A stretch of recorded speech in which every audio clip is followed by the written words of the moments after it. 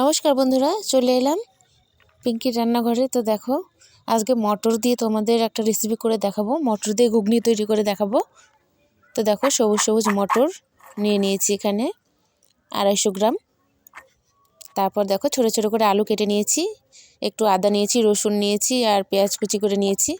তারপর দেখো, মটরগুলো ভালো করে জল দিয়ে ধুয়ে নিচ্ছি।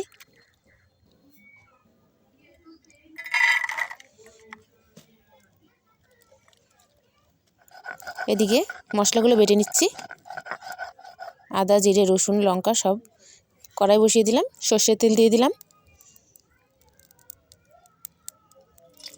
শুকনো লঙ্কা ফোড়নে দিলাম।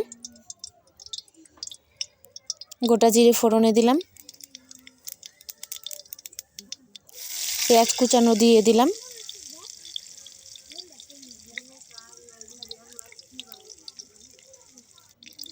বেটে রাখা মশলাগুলো দিয়ে দিলাম। আদা বাটা, রসুন, জিরে, লঙ্কা দিয়ে ভালো করে নাড়াচাড়া করে নিচ্ছি।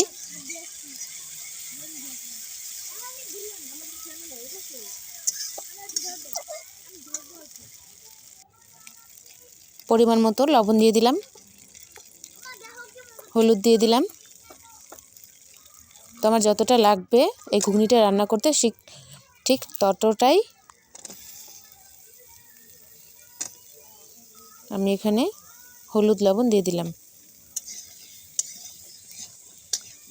তারপর আলুটা দিয়ে দিলাম। আলুটা দিয়ে ভালো করে কষিয়ে নিতে হবে।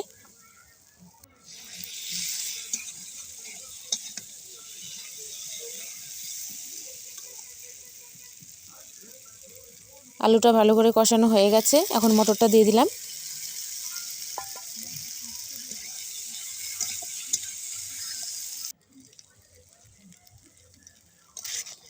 এবার দেখো, আলু আর মটর একসাথে কষিয়ে নিচ্ছি।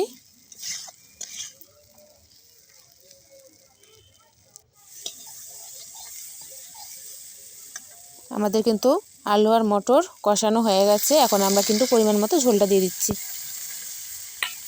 এখানে বেশি ঝোল দেওয়ার দরকার নেই, কারণ আলু আর মটর কিন্তু খুব সুন্দরভাবে নরম হয়ে এসছে।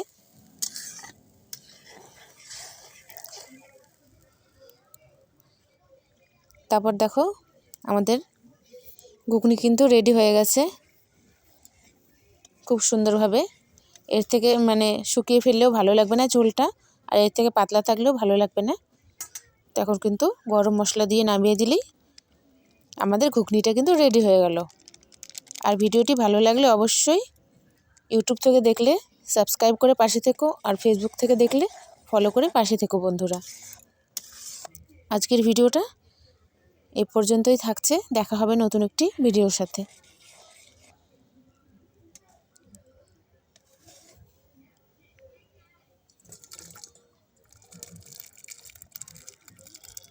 দেখো, আমাদের ঘুগনিটা রেডি হয়ে গেছে, নামিয়ে নিলাম।